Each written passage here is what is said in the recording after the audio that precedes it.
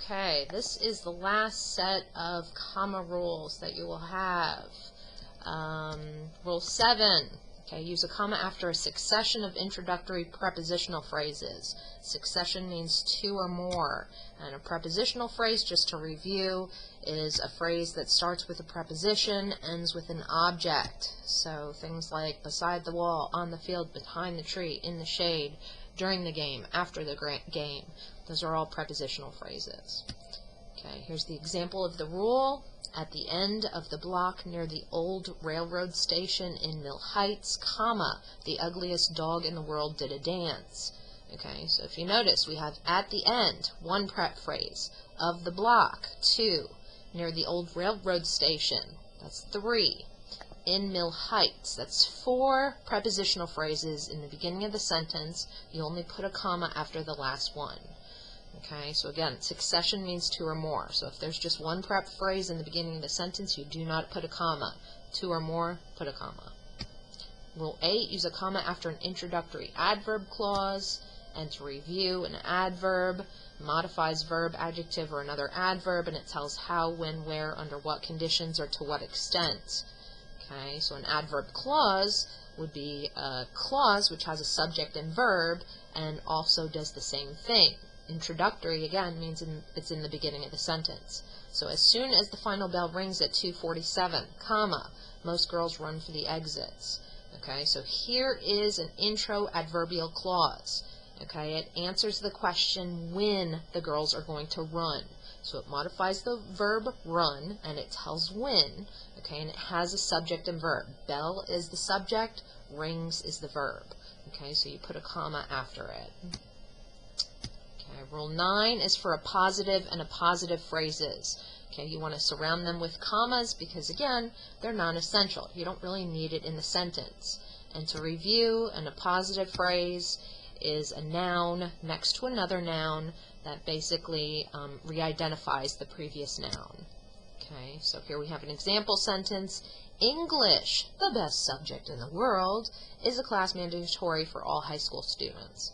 Okay, so English is the subject, and this, next to it, the best subject in the world, it's just another noun with a prepositional phrase.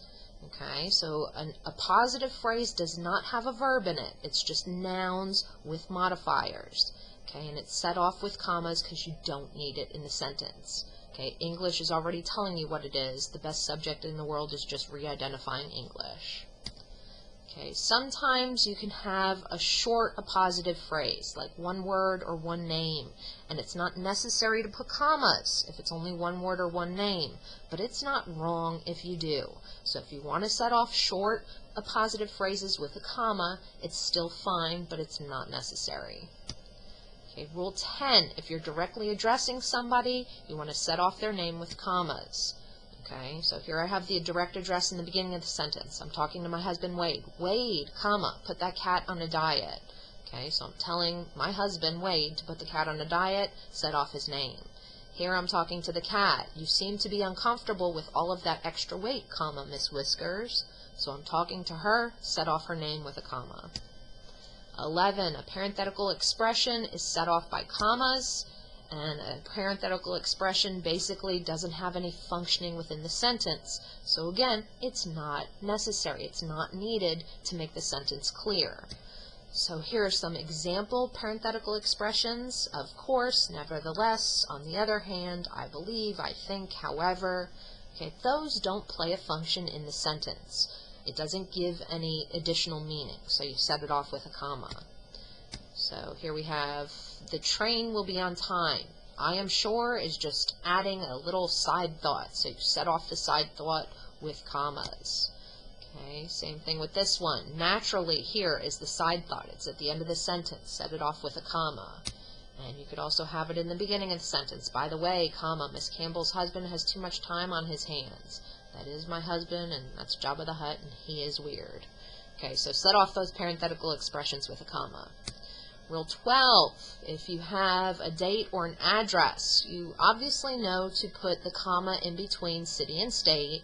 You obviously know to put a comma in between the date and the year. However, if your sentence continues after the year, put a comma after it. If my sentence continued after New Jersey, I would put a comma after New Jersey. So make sure you always have that end comma. Okay, so that's the point to be careful with this rule. And yes, my birthday is June 21st, so if you want to get me a card or send me a message, woohoo, I'd love it. Okay, Rule 13.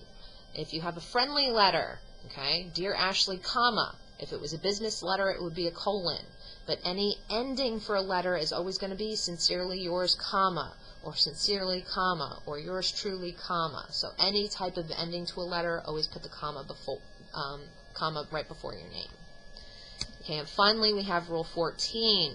If you have a name followed by an abbreviation, like PhD or MD or senior or whatever, okay, you always want to surround that abbreviation with commas.